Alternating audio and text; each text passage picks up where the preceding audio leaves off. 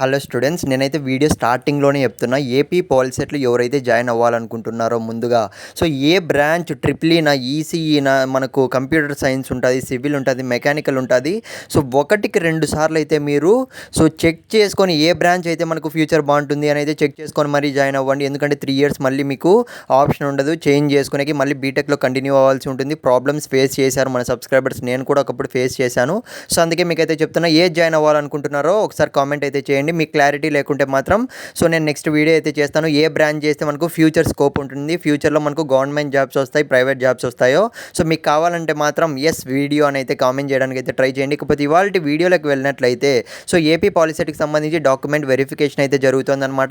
Registration process complete చేసుకొని first అయితే తర్వాత మనమైతే డాక్యుమెంట్ వెరిఫికేషన్ చేసుకోవాలి. నేను డేట్స్ అయితే చెప్తా, గుర్తుపెట్టుకోండి. ఇప్పటికీ కూడా ఎవరైనా చేసుకోకుంటే 20వ తేదీ ఆల్రెడీ స్టార్ట్ అయిపోయింది, 27 వరకు మాత్రమే మనకు జరుగుతుందన్నమాట. 1వ ర్యాంకు నుంచి లక్ష లాస్ట్ ఎంత 2 లక్షల ర్యాంక్ ఉన్నా కానీ 1,50,000 70,000 అనుకుంటా. లాస్ట్ ర్యాంక్ వరకు ప్రతి ఒక్కరు అయితే కంప్లీట్ చేసుకోవాల్సి ఉంటుంది. ఇకపోతే ఫ్రెండ్స్, ఫీజు విషయానికి వస్తే మనకు ఓసీ బీసీ వాళ్ళకైతే 700 రూపీస్ అయితే పే చేసిన తర్వాత డాక్యుమెంట్ వెరిఫికేషన్కి అయితే వెళ్ళాలి.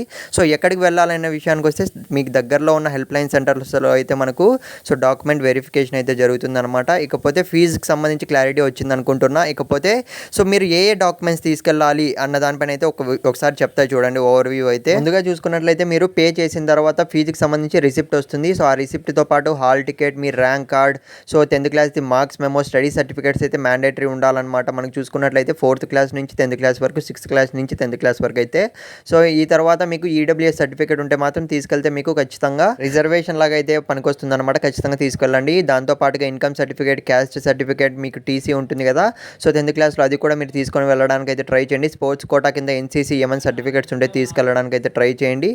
మీకైతే ఖచ్చితంగా ఇవన్నీ కూడా సర్టిఫికేట్స్ ఉండాలి. ఇకపోతే మాకు వెబ్ ఆప్షన్స్ ఎప్పుడు ఉంటాయి బ్రో, ఎప్పుడు పెట్టుకోవాలన్న విషయానికి వస్తే డాక్యుమెంట్ వెరిఫికేషన్ కంప్లీట్ అయిన తర్వాత ఇంకా లింక్ అనేది ఎనేబుల్ అవ్వలేదు.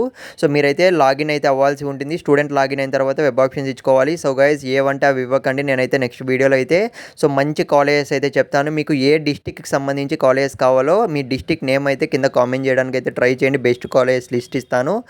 All the best.